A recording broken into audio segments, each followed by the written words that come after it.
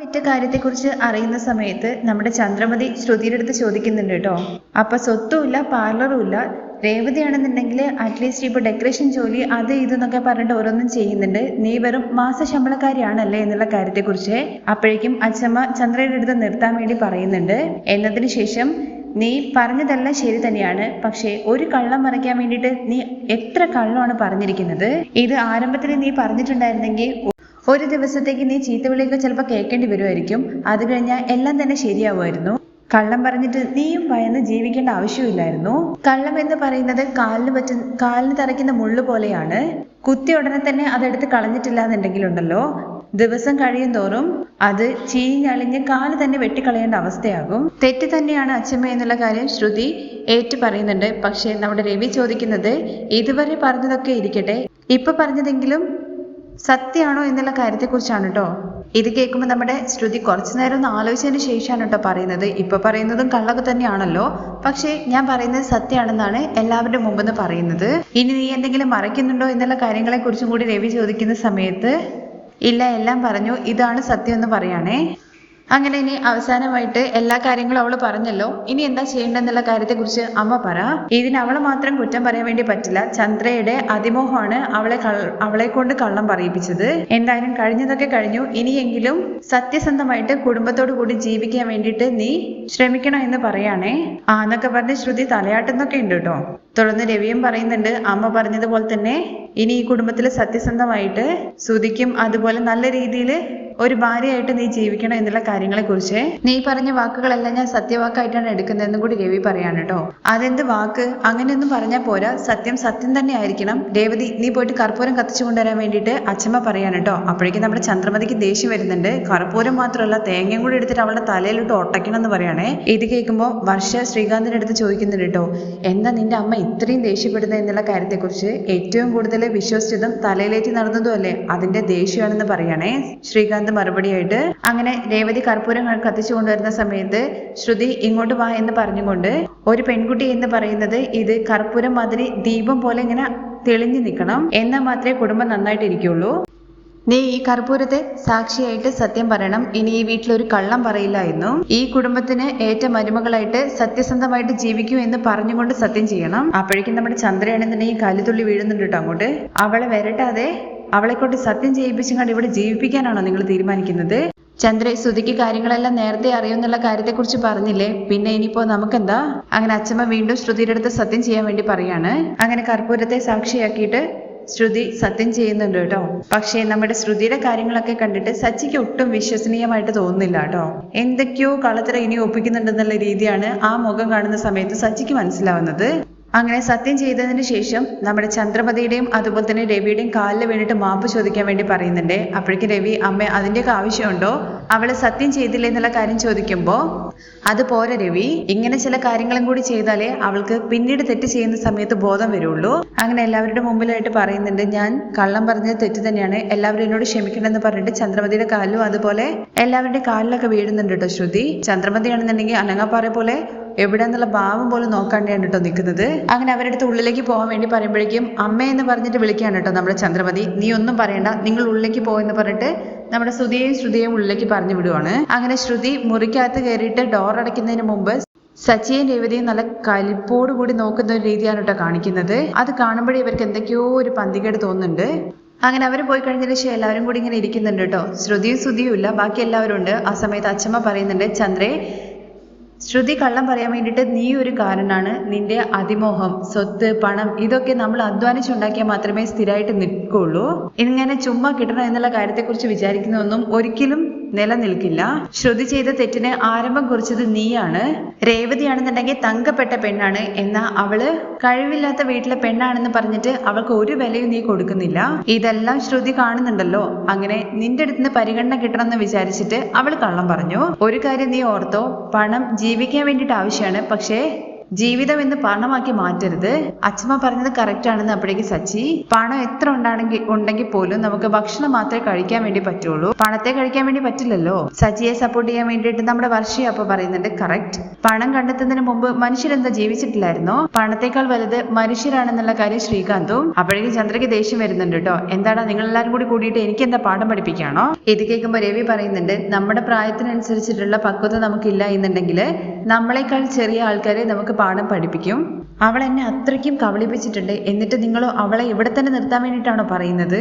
അതെല്ലാം നീ മറക്കണമെന്നും ഇനിയെങ്കിലും എല്ലാ മരുമക്കളെയും ഒന്നായിട്ട് കാണണം. എനിക്ക് അവളുടെ മുഖം കാണുന്നത് പോലും ഇഷ്ടമല്ല. ഇത് നോക്ക് അമ്മേ, അമ്മ എനിക്ക് അമ്മായിമ്മയാണ്, പക്ഷെ ഞാനാണ് അവളുടെ അമ്മായിമ്മ. അമ്മ പറയുന്നതെല്ലാം ഞാൻ കേൾക്കും. അതുകൊണ്ട് തന്നെ ഞാനും ചില പ്രധാനപ്പെട്ട തീരുമാനങ്ങളൊക്കെ എടുത്തിട്ടുണ്ട്. ഇനി അവൾക്ക് ഈ വീട്ടിൽ തനിയെ റൂമൊന്നും കൊടുക്കാൻ വേണ്ടി പറ്റില്ല. അപ്പോഴേക്ക് സച്ചി പറയുന്നുണ്ട് കേട്ടോ, അച്ഛമ്മേ ഇവിടെ ഹോൾ ഹൗസ്ഫുൾ ആണേ. തുടർന്ന് രേവതിയും പറയുന്നുണ്ട് ഓൾറെഡി നമ്മൾ അമ്മ ഇവിടെ റൂമില്ലാത്തതിന്റെ പേരിൽ കഷ്ടപ്പെട്ടുകൊണ്ടിരിക്കുകയാണ്, ഇനി പോരാത്തതിന് ഇനി റൂം പ്രശ്നമാണോ? അങ്ങനെ ചന്ദ്രമതിയുടെ ആദ്യ ഉദ്ദേശം എന്താന്ന് വെച്ചാൽ ശ്രുതിയെ റൂമിൽ നിന്ന് പുറത്താക്കിയിട്ട് ഹാളിൽ കിടത്താം. ഇനിയിപ്പോ രേവതിയുടെ നേർക്കാവൂല, ശ്രുതിയുടെ നേർക്കായിരിക്കും ആക്രമണം വരാൻ വേണ്ടി പോകുന്നത്. ചന്ദ്രൻ നീ വായ തോന്നുന്നത് ഓരോന്ന് വിളിച്ചു പറയണ്ട. അവള് കൃത്യമായിട്ട് കാര്യങ്ങളെല്ലാം പറഞ്ഞില്ലേ, അതിന് കാരണം നീ കൂടിയാണ്. പിന്നെ ശ്രുതിക്കാണെന്നുണ്ടെങ്കിൽ ഈ കാര്യങ്ങളൊക്കെ മുന്നേ അറിയുന്നത് കൊണ്ട് അവർക്കിടയിൽ ഒരു പ്രശ്നവുമില്ല. പിന്നെ എന്താ പ്രശ്നം നിന്റേത്? എന്തായാലും കഴിഞ്ഞത് കഴിഞ്ഞു, അത് അങ്ങനെ തന്നെ പോകട്ടെ, ഇനി അവളൊന്നും പറയാൻ വേണ്ടി നിൽക്കണ്ട എന്നൊക്കെ പറയാനുണ്ടോ രവി. എന്തായാലും മക്കളും മരുമക്കളും ചേർന്നിട്ട് സന്തോഷമായിട്ട് ജീവിക്കാനുള്ള വഴി നോക്കണം എന്ന് പറയണേ. അതെ അമ്മ പറഞ്ഞ് നീ കേട്ടില്ലേ, അതിലുള്ള കാര്യങ്ങൾ ചെയ്താൽ മതി. എന്തായാലും നീ ഇനി ഒന്നും പറയാൻ വേണ്ടി നിൽക്കേണ്ട ചന്ദ്ര എന്ന് പറയണേ. എന്തായാലും ഇനിയൊന്നും സംഭവിക്കാൻ വേണ്ടി പോകുന്നില്ല. പഞ്ചായത്ത് കഴിഞ്ഞു, തീരുമാനമാണെന്നുണ്ടെങ്കിൽ നമ്മുടെ അച്ഛമ്മ പറയുകയും ചെയ്തു. ഇനിയിപ്പോ എനിക്ക് വിശക്കുന്നുണ്ട്. അച്ഛമ്മ വേണ്ട തീരുമാനം എടുത്തു കഴിഞ്ഞു. എനിക്കാണെങ്കിൽ വയറ് വിശക്കുന്നുണ്ട്. ഇനി നമുക്ക് ഭക്ഷണം കഴിക്കാനുള്ള പരിപാടി നോക്കാം, ഞാൻ പോയിട്ട് എന്തെങ്കിലും മേടിച്ചിട്ട് വരാം എന്ന് പറഞ്ഞ് സച്ചി പോവാണേ. അത് കഴിഞ്ഞ് നമ്മുടെ ശ്രുതി റൂമിലേക്ക് വരികയാണ് കേട്ടോ ശ്രുതിയുടെ. ആ സമയത്ത് ശ്രുതി താങ്ക്സ് പറയുന്നുണ്ട്. നീ എന്തിനാ താങ്ക്സ് പറയുന്നത്? എല്ലാവരുടെയും മുമ്പിൽ വെച്ചിട്ട് ശ്രുതിക്ക് ആ വിഷയങ്ങളൊക്കെ അറിയാന്നുള്ള കാര്യത്തെക്കുറിച്ച് പറഞ്ഞില്ലേ, അതും എന്നെ രക്ഷിക്കാൻ വേണ്ടിയിട്ടല്ലേ, അതിന് താങ്ക്സ് എന്ന് പറയാണേ. ശരി തന്നെയാണ്, പുറത്ത് ആർക്കും അറിയില്ലല്ലോ ഞാനും കബളിപ്പിക്കപ്പെട്ടവനാണ് എന്നും എല്ലാവരുടെയും പോലെ തന്നെ എന്നെയും നീ ചേർത്തിട്ടാണ് ജോക്കർ ആക്കിയതെന്ന്. ഞാൻ നിന്നെ രക്ഷിക്കാൻ വേണ്ടി പറഞ്ഞതൊന്നുമില്ല. നീ ഇങ്ങോട്ട് വരുന്നതിന് മുമ്പ് എൻ്റെ അടുത്ത് പറഞ്ഞില്ലേ നിന്നെ അമ്മ ഒന്നും പറയരുതെന്നും അടിക്കരുതെന്നും എന്നും. ഞാൻ ആ കാര്യത്തെക്കുറിച്ച് പറഞ്ഞിട്ടില്ലായിരുന്നെങ്കിൽ നിന്നെ അമ്മ ഒരു പക്ഷെ നന്നായിട്ട് അടിച്ചേനെ. അതിനു വേണ്ടിയിട്ട് മാത്രമാണ് ഞാൻ അങ്ങനെ പറഞ്ഞത്. ഞാൻ നിന്റെ അടുത്ത് കള്ളം പറയാൻ വേണ്ടി പാടില്ലായിരുന്നു, അത് തെറ്റ് തന്നെയാണ്. പക്ഷേ എനിക്ക് നിന്നോടുള്ള സ്നേഹം അത് സത്യം തന്നെയാണ് ശ്രുതി. നീ ഇല്ലാതെ എനിക്ക് ഒരു ദിവസം പോലും ജീവിക്കാൻ വേണ്ടി പറ്റില്ല എന്ന് പറഞ്ഞ് കൈ പിടിക്കുമ്പോഴേക്കും കൈയങ്ങ് തട്ടി മാറ്റിയിട്ട് ശ്രുതി പറയുന്നത് ഇതെങ്കിലും സത്യമാണോ, അല്ലെങ്കിൽ ഇപ്പോഴും കള്ളം നീ മെയിൻറ്റെയിൻ ചെയ്തുകൊണ്ടിരിക്കുകയാണോ? ശ്രുതി എന്താ ഇങ്ങനെ പറയുന്നത്? നീ ഇല്ലാതെ എനിക്ക് ജീവിക്കാൻ വേണ്ടി പറ്റില്ല, അതിനു വേണ്ടിയിട്ടാണ് ഈ കള്ളം മൊത്തം ഞാൻ പറഞ്ഞത്, അല്ലാതെ ഞാൻ കബളിപ്പിച്ചിട്ടില്ല എന്ന് പറയുമ്പോൾ ശരി കല്യാണം കഴിച്ചു കഴിഞ്ഞു, പിന്നെ നീ എൻ്റെ അടുത്ത് എന്താ സത്യങ്ങളൊന്നും ശരി കല്യാണം കഴിഞ്ഞതിന് ശേഷം നീ എൻ്റെ അടുത്ത് എന്താ കാര്യങ്ങളൊന്നും പറയേണ്ടിരുന്നത്? എൻ്റെ പാസ്റ്റിനെ കുറിച്ചൊക്കെ നിന്റെ അടുത്ത് വ്യക്തമായിട്ട് ഞാൻ പറഞ്ഞതല്ലേ എല്ലാ കാര്യങ്ങളും. പക്ഷെ നീ എന്നെ തേർഡ് പേഴ്സൺ ആയിട്ട് കണ്ടിട്ട് എന്നെ ശരിക്കും കബളിപ്പിച്ചു. ഇല്ല ശ്രുതി, പറയണമെന്ന് ഞാൻ ഒരുപാട് ട്രൈ ചെയ്തു, പക്ഷെ അതിന് പറ്റിയൊരു സിറ്റുവേഷൻ എനിക്ക് ശ്രുതി കിട്ടിയില്ല. ഞാൻ പറഞ്ഞതുപോലെ പണക്കാരെ പെണ്ണെ അല്ല ഞാന്, പക്ഷേ നിന്നോടുള്ള സ്നേഹം സത്യമാണ്, അതിലൊരു തുള്ളി പോലും കള്ളമില്ല. നിനക്ക് നല്ലൊരു വൈഫായിട്ട് നീ ആഗ്രഹിച്ചതുപോലെ നിന്നെ മുന്നോട്ട് കൊണ്ടുവരുന്ന മാത്രമേ ഞാൻ വിചാരിച്ചുള്ളൂ എന്ന് പറയുമ്പോൾ ശ്രുതി നീ എന്തൊക്കെയോ പറയുന്നു. നീ എൻ്റെ അടുത്ത് ഒരുപാട് കള്ളം പറഞ്ഞു. നീ ഇപ്പൊ പറയുന്നത് സത്യമാണോ കള്ളമാണോ എന്നുള്ള കാര്യം എനിക്കറിയില്ല. ശ്രുതി ഞാൻ പറഞ്ഞത് സത്യമാണ്, നീയാണ് സത്യം എന്ന് പറഞ്ഞിട്ട് ശ്രുതിയുടെ തല തൊട്ടിട്ട് സത്യം ചെയ്യാൻ വേണ്ടി കൈ നീട്ടുകയാണ് കേട്ടോ ശ്രുതി. അപ്പോഴേക്കും കൈ കൂപ്പിയിട്ട് മാറി നിൽക്കുന്നുണ്ട് ശ്രുതി. വേണ്ട, എന്നെ പിടിച്ച് സത്യം ചെയ്യണ്ട. നിന്റെ സത്യവും വാക്കും വിശ്വസിക്കാൻ പറ്റിയൊരു നിലയിലല്ല ഞാനിപ്പോൾ ഉള്ളത്. നീ എന്നെ അത്രയും സ്നേഹിക്കുന്നുണ്ടെന്നുള്ള കാര്യം പറഞ്ഞില്ലേ, അത്രയും സ്നേഹം നിനക്ക് എന്നോടുണ്ടായിരുന്നെങ്കിൽ ഉറപ്പായിട്ടും നീ സത്യം എൻ്റെ അടുത്ത് പറയണ്ടായിരുന്നു. എന്ത് സിറ്റുവേഷൻ ആയിരുന്നെങ്കിലും നീ എൻ്റെ അടുത്ത് പറയണമായിരുന്നു. ഇപ്പൊ കൂടി ഈ സത്യം അറിയില്ലായിരുന്നെങ്കിൽ നീ അവസാനം വരെ എന്നെ കബളിപ്പിക്കില്ലായിരുന്നു. ഇല്ല ശ്രുതി, ഞാൻ എന്തായാലും പറയുമായിരുന്നു. ബിസിനസ്സിൽ നല്ല നിലയിലേക്ക് വന്നു കഴിഞ്ഞാൽ ഉറപ്പായിട്ട് നിന്റെ അടുത്ത് ഞാൻ പറയണമെന്ന് വിചാരിച്ചതാണ്. പ്ലീസ് ശ്രുതി, എന്നെ വിശ്വസിക്ക്. നീ എന്നെ കബളിപ്പിച്ചെടുത്തോളം മതി. ആരൊക്കെ എൻ്റെ അടുത്ത് കള്ളം പറഞ്ഞാലും നീ എൻ്റെ അടുത്ത് കള്ളം പറയില്ല എന്നൊരു വിശ്വാസം എനിക്കുണ്ടായിരുന്നു. ഇപ്പോ നീ തന്നെ എന്നെ കബളിപ്പിച്ചില്ലേ. ഇപ്പോ ആരെയാണ് വിശ്വസിക്കേണ്ടത്, ആരെയാണ് വിശ്വസിക്കാൻ പാടില്ലാത്തെന്നുള്ള കാര്യം എനിക്ക് അറിയില്ല. ശ്രുതി, ഞാൻ ആരെയും കബളിപ്പിക്കോ? ശ്രുതി, ഞാൻ ആരുടെയും പണം തട്ടിക്കൊണ്ടുപോവുക ഒന്നും ചെയ്തിട്ടില്ലല്ലോ. നിന്നെ കിട്ടാൻ വേണ്ടിയിട്ട് മാത്രമാണ് ഞാൻ ആ കള്ളം പറഞ്ഞത്. ഞാൻ പണക്കാരിയല്ല എന്നുള്ള കാര്യം അറിഞ്ഞിരുന്നെങ്കിൽ ഒരുപക്ഷെ നീ എന്നെ കല്യാണം കഴിക്കുമായിരുന്നു. നിനക്കപ്പോൾ എന്നോട് ഇഷ്ടമല്ലേ എന്നുള്ള കാര്യത്തെക്കുറിച്ച് ചോദിക്കുമ്പോൾ അങ്ങനെ ഞാൻ വിചാരിച്ചിരുന്നെങ്കിൽ ഞാൻ നിനക്ക് വേണ്ടിയിട്ട് ഒരിക്കലും അവിടെ അങ്ങനെ പറയില്ലായിരുന്നു, പക്ഷേ നീയാണ് എന്നെ പൊട്ടനാക്കിയെന്ന് പറഞ്ഞിട്ട് ശ്രുതി റൂമിൽ നിന്ന് ഇറങ്ങി പോവാണേ. എന്നിട്ട് നേരെ ചെല്ലുന്നത് ടെറസിലേക്കാണ്. പക്ഷെ ടെറസിലാണെന്നുണ്ടെങ്കിൽ സച്ചിയും രേവതിയും അതുപോലെ ശ്രീകാന്തും വർഷ എല്ലാവരും കൂടി സംസാരിക്കുന്നുണ്ട്. അങ്ങനെ സച്ചി എല്ലാവരോടുമായിട്ട് പറയുന്നുണ്ട്, എനിക്കൊരു ഡൗട്ട്, പൗഡർ എടുത്ത് ഇപ്പോഴും കള്ളം തന്നെയാണ് പറയുന്നത്. ഇപ്പൊ കള്ളത്തിന് കുറച്ച് മേക്കപ്പ് ഒക്കെ ഇട്ടിട്ട് ഇപ്പൊ പുതിയ കള്ളമാണ് അവള് പറഞ്ഞിരിക്കുന്നത്. അതെങ്ങനെ സച്ചേട്ടൻ പറയുന്നതെന്നുള്ള കാര്യത്തെക്കുറിച്ച് ശ്രീകാന്ത് ചോദിക്കുമ്പോഴാണ് ശ്രുതി ഇവരുടെ സംസാരം കേട്ടിട്ട് അവിടെ നിൽക്കുന്നുണ്ട്. ഇത് കേൾക്കുമ്പോൾ വർഷ പറയുന്നുണ്ട് കേട്ടോ, എന്തിനാണ് ശ്രുതി ചേച്ചി കള്ളം പറഞ്ഞെന്നുള്ളതിന്റെ റീസൺ പറഞ്ഞില്ലേ? അപ്പോഴേക്ക് നമ്മുടെ രേവതിയും അതെ, അവൾക്ക് നിങ്ങളുടെ ചേട്ടനോടുള്ള ഇഷ്ടം കൊണ്ട് കല്യാണം കഴിക്കാൻ വേണ്ടി കള്ളം പറഞ്ഞു. ഇതിൽ കൂടുതൽ വേറെ എന്തുണ്ടാവാനാ? ഇങ്ങനെ അവള് പറയുന്ന കാര്യങ്ങൾക്കെല്ലാം നിങ്ങൾ തലയാട്ടിക്കൊണ്ടേയിരുന്നോ?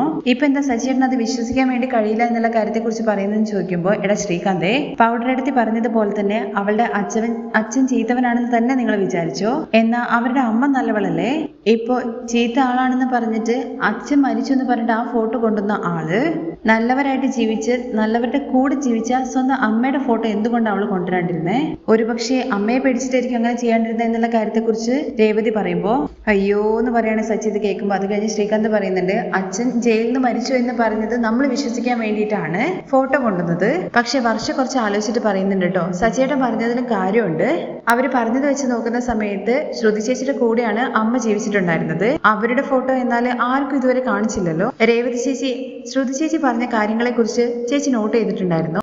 ഞാൻ നല്ല പോലെ തന്നെയായിരുന്നു ഉണ്ടായിരുന്നത്, എന്നാൽ ആന്റി കാരണമാണ് ഞാൻ ഇങ്ങനെ പറഞ്ഞത് എന്നും ഞാൻ ഈ വീട്ടിലിരിക്കണമെന്നുണ്ടെങ്കിൽ ഇങ്ങനെയൊക്കെ പറഞ്ഞാൽ മാത്രമേ അത് നടക്കുള്ളൂ എന്നും വീട്ടിലേക്ക് വരുന്ന പെണ്ണ് പണക്കാരി മരുമകളായിരിക്കണമെന്ന് ആന്റി ആഗ്രഹിച്ചു, അതുകൊണ്ടാണ് ഞാൻ അങ്ങനെ പറഞ്ഞെന്നുള്ള കാര്യം ശ്രുതി പറഞ്ഞില്ലേ? സോ ശ്രുതി പറഞ്ഞതെല്ലാം ആന്റിക്ക് വേണ്ടിയിട്ടാണ് പറഞ്ഞത്. അതെ, അത് തന്നെ ഞാനും പറയുന്നത്, ഈ വീട്ടിലെ മരുമകളാവാൻ വേണ്ടിയിട്ട് അവൾ അങ്ങനെ പറഞ്ഞു എന്ന് രേവതി. അറ്റ്ലീസ്റ്റ് കല്യാണം കഴിഞ്ഞിട്ടെങ്കിലും ശ്രുതി ചേച്ചിക്ക് ആ സത്യം പറയായിരുന്നു എന്ന് ശ്രീകാന്ത് പറയുന്നുണ്ട്.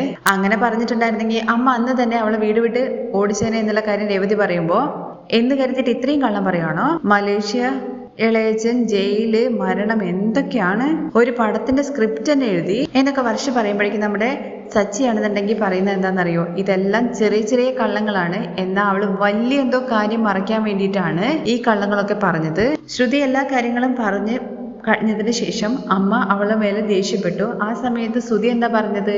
അവൻ എല്ലാ കാര്യവും അറിയുമായിരുന്നു എന്നുള്ള കാര്യം. അത് തന്നെ വലിയ കള്ളമാണ്.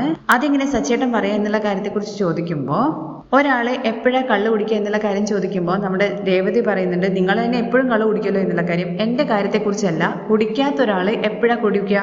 ഇത് കേൾക്കുമ്പോൾ നമ്മുടെ വർഷ പറയുന്നുണ്ട്, പെട്ടെന്ന് ഷോക്കായിട്ട് എന്തെങ്കിലും കേട്ടാല്. അതെ, ശരി തന്നെയാണ്. ശ്രുതി ഈ കാര്യങ്ങളെ കുറിച്ചൊക്കെ പറഞ്ഞപ്പോൾ അന്ന് ഷോക്ക് ഏറ്റതുപോലെയാണ് ശ്രുതിക്ക് മനസ്സിൽ തട്ടിയത്. അങ്ങനെ മുന്നേ കാര്യങ്ങൾ അറിയായിരുന്നെങ്കിൽ എങ്ങനെ അവനതൊരു ഷോക്കായിട്ട് മാറുന്നത്? ഇതെല്ലാം കൂട്ടിക്കഴിച്ച് നോക്കുന്ന സമയത്ത് ശ്രുതിയും കൂടി ചേർന്നിട്ടാണ് കള്ളം പറഞ്ഞതെന്ന് എനിക്ക് തോന്നുന്നത്. അതെ, സച്ചേട്ടൻ പറഞ്ഞത് കറക്റ്റ് ആണ്. ആ കാര്യം കേട്ടതിന് ശേഷം സുധിയേട്ടന്റെ ആക്ടിവിറ്റി മൊത്തത്തിൽ മാറി. മുന്നേ അറിഞ്ഞിരുന്നെങ്കിൽ ഒരിക്കലും സുധിയേട്ടന് ഇത്രയും ഡിസ്റ്റർബൻസ് ആവില്ലായിരുന്നു. ഇതെല്ലാം ശ്രുതി അവിടെ നിന്ന് കേൾക്കുന്നുണ്ട് കേട്ടോ. എന്നാലും ഇതൊക്കെ പറഞ്ഞു കഴിഞ്ഞിട്ട് വീണ്ടും നമ്മുടെ സച്ചി പറയുന്നത് പൗഡർ എടുത്ത് വേറെ എന്തൊക്കെയോ മറിക്കുന്നുണ്ട് എന്നുള്ള കാര്യമാണ്. അവള് പണക്കാരും മരുമകളായിട്ട് വന്നാൽ മാത്രമേ അമ്മ ഇവിടെ കയറ്റുള്ളൂ എന്നുള്ള കാര്യം മനസ്സിലാക്കിയത് കൊണ്ട് അവള് അതാണെന്ന് പറഞ്ഞ് കള്ളം പറഞ്ഞു. എന്തായാലും ഇപ്പൊ അമ്മയ്ക്ക് മനസ്സിലായില്ലേ അവള് പണക്കാരിയല്ല എന്നുള്ള കാര്യം. അതെ സച്ചേട്ടാ, ഇപ്പൊ എന്തായാലും ശ്രുതി ചേച്ചി അവരുടെ കയ്യിൽ സ്വത്തുക്കളൊന്നും ഇല്ല എന്നുള്ള കാര്യം സമ്മതിച്ചില്ലേ? എന്തൊക്കെയാണെന്നുണ്ടെങ്കിലും വേറെ എന്തോ ഒരു മർമ്മം അവളുടെ കയ്യിലുണ്ട്, അതും ഉടനെ തന്നെ പുറത്തു വരുന്ന സച്ചി പറയുന്നത്. എന്തായാലും ഒന്ന് ഇത്രയും നാള് പൗഡർ അടുത്തേക്ക് സ്വത്തുണ്ട്, അതുണ്ട്, പ്ലെയിനിൽ വരും സ്വത്തുക്കള് അല്ലെങ്കിൽ ലോറിയിൽ കൊണ്ടുവരുന്നൊക്കെ വിചാരിച്ചിട്ട് തലയിൽ ഏറ്റിക്കൊണ്ട് നടന്നതാണ്. എന്നാൽ അവരുടെ ആശയ്ക്കെല്ലാം ഇപ്പൊ ലോറിയിലൊക്കെ മണ്ണ് തള്ളി കൊടുത്തു പൗഡർ എടുത്തി. ഇനി അമ്മ എങ്ങനെയാണ് മുന്നോട്ട് പോകാൻ വേണ്ടി പോകുന്നത്? പൗഡർ എടുത്തിയെ എങ്ങനെയായിരിക്കും ട്രീറ്റ് ചെയ്യാൻ വേണ്ടി പോകുന്നത്? ഇതെല്ലാം നമ്മൾ വെയിറ്റ് ചെയ്ത് കാണണം എന്ന് പറയുന്ന സമയത്ത് നമ്മുടെ വർഷ പറയുന്നത് എന്താണെന്നറിയോ? യെസ്, ഇനി എങ്ങനെയാണ് ആന്റി ശ്രുതി ചേച്ചിയെ ട്രീറ്റ് ചെയ്യാൻ വേണ്ടി പോകുന്നത് എന്നുള്ള കാര്യത്തെക്കുറിച്ച് ഓർക്കുമ്പോൾ തന്നെ ഭയങ്കര ഇൻട്രസ്റ്റിംഗ് ആണ്. നമുക്ക് നല്ല എന്റർടൈൻമെന്റ് ഉണ്ടെന്നൊക്കെ പറഞ്ഞ് ചിരിച്ചു നിൽക്കുകയാണ് വർഷ. അങ്ങനെ വർഷ ഭയങ്കരമായിട്ട് ഹാപ്പി ആണല്ലോ ഈ കാര്യത്തെക്കുറിച്ച് ഓർക്കുമ്പോൾ. ഇത് കേൾക്കുന്ന സമയത്ത് രേവതി അതുപോലെ സച്ചിയും ശ്രീകാന്തും ഒക്കെ പരസ്പരം അങ്ങോട്ടും ഇങ്ങോട്ടും നോക്കി നിൽക്കുന്ന രംഗത്തോട് കൂടിയിട്ടാണ് മറ്റൊരു എപ്പിസോഡിന്റെ രംഗം അവസാനിക്കുന്നത്. ബാക്കി വിശേഷങ്ങൾ കേൾക്കാൻ താല്പര്യമുണ്ടെന്നുണ്ടെങ്കിൽ നെക്സ്റ്റ് എപ്പിസോഡിൽ കമന്റ് ചെയ്യണേ.